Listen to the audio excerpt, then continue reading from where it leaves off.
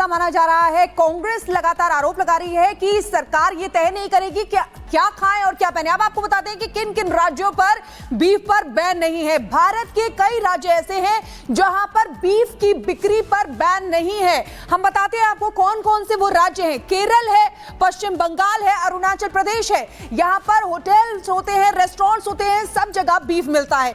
मणिपुर, मेघालय, मिजोरम में भी बीफ की बिक्री पर बैन नहीं है। ये तमाम राज्य हम आपको बता रहे हैं। नागालैंड, त्रिपुरा, सिक्किम, लक्षद्वीप में भी बीफ की बिक्री पर बैन नहीं है। लेकिन असम सरकार ने यह बड़ा फैसला लिया है कि पहले आपको बता दें कि ये सिर्फ कुछ जगह पर यानी कि मंदिरों के आसपास बैन था, अब ये पूरे राज्य में विस्तार इसका किया गया है।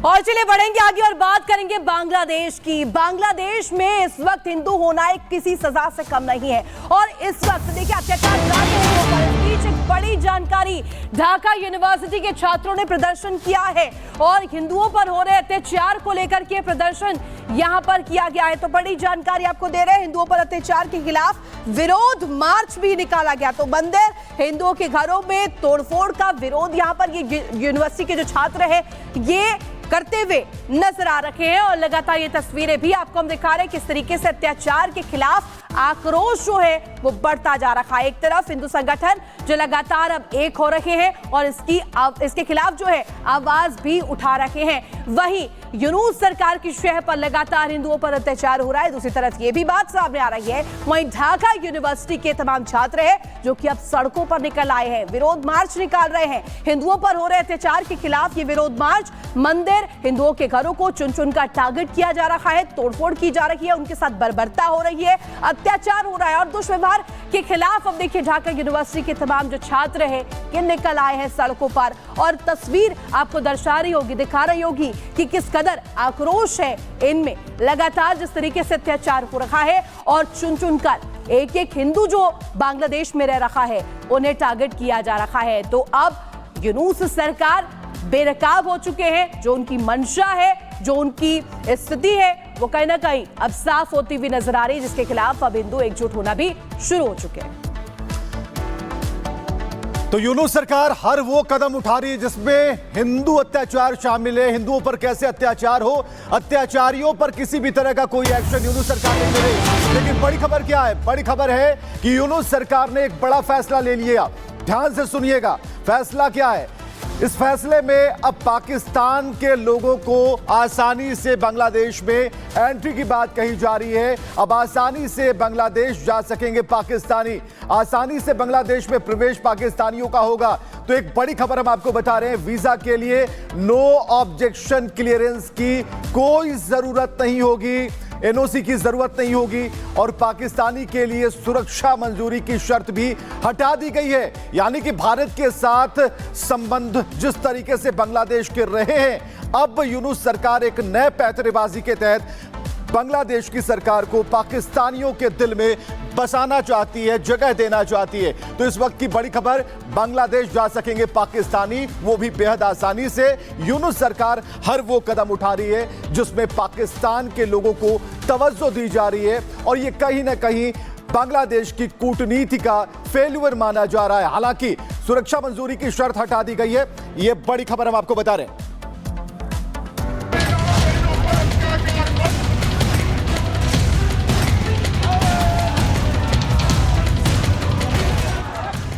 वाद विवादों, झंझावातों से जूझता बांग्लादेश।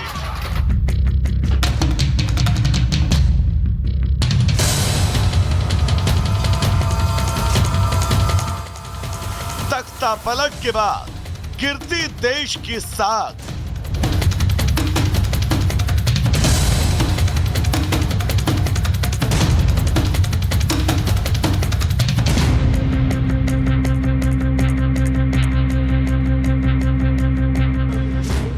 हर एक घटता हुआ घटनाक्रम जिसे एक सभ्य समाज, सभ्य देश कभी सपने में भी स्वीकार करने की सोच नहीं सकता।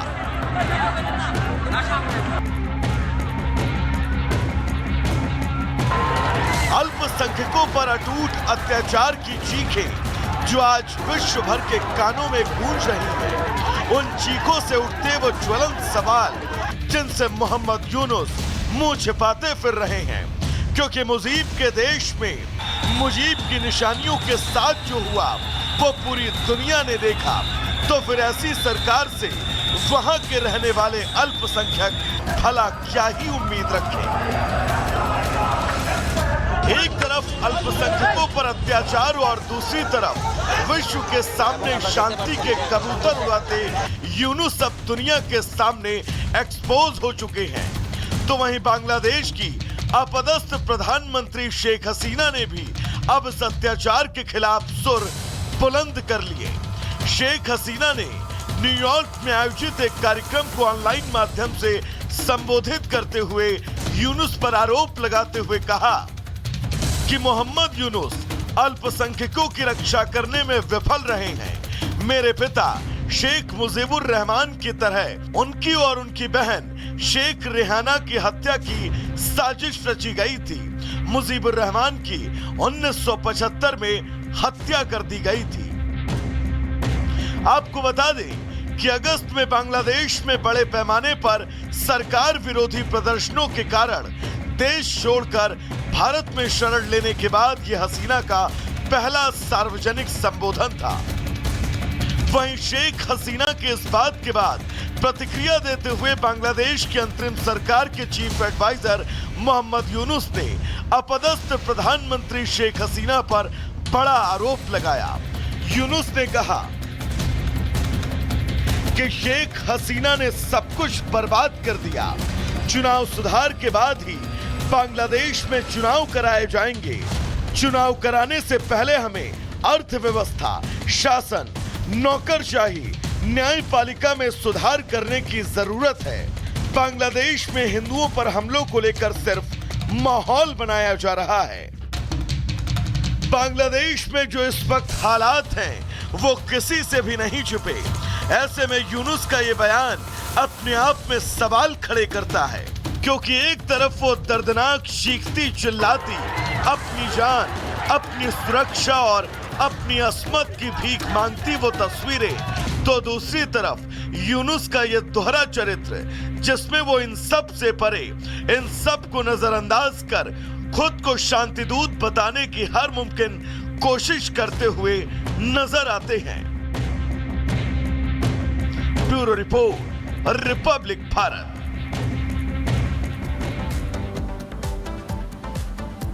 और फिल्म पुष्पा आपको याद होगी कि किस तरीके से लोगों में उनका क्रेज देखा गया। साथ ही साथ फिल्म के जो एक्टर थे अल्लू अर्जुन, उनके लिए खास तौर से लोगों के अंदर क्रेज देखा गया। अब पुष्पा द रूल रिलीज होने वाली है। उससे पहले प्रीमियर में अल्लू अर्जुन पहुंचे थे और वहां पर भी लोगों का क्रेज देखा गया। इसी पर आपको दिखाएंगे पुष्पा का क्रेज, भगदड़ में मौत।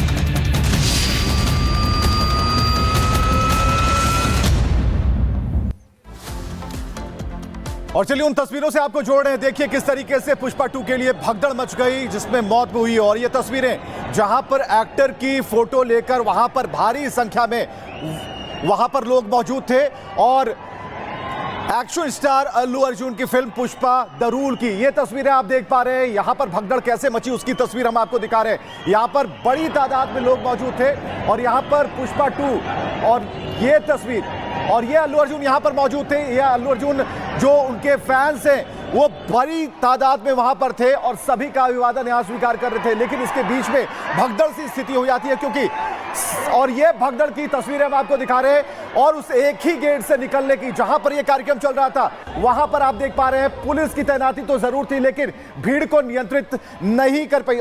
और ये तस्वीर हैदराबाद की हम आपको बता रहे हैं और हैदराबाद से किस तरीके से इसी गेट से गाड़ियां भी निकल रही है, लोग भी निकल रहे हैं। और इस बीच जब सामने, और ये वो तस्वीर हम आपको सामने दिखा रहे हैं कि एक व्यक्ति वहां पर गिर जाता है, पुलिस बराबर उसके हाथों को रगड़ रही है ताकि उसे होश में लाया जा सके, लेकिन यहां ये कोशिश नाकाम हो जाती है। तो भगदड़ से जुड़ी हुई सारी तस्वीरें इस वक्त आप देख पा रहे हैं और ये वो कोशिश है जिसे आप देख पा रहे हैं कि हैदराबाद में जहां पर एक कार्यक्रम रखा गया था वहां पर अल्लू अर्जुन भी मौजूद थे। उन्होंने अपने फैंस को हाथ हिलाकर उनका अभिवादन किया और ये दो तस्वीरें हम आपको दिखा रहे हैं। पहली तस्वीर वो भगदड़ के बाद की तस्वीर है, जिस गेट से निकलने की कोशिश वहां के जो लोग थे वो निकलने की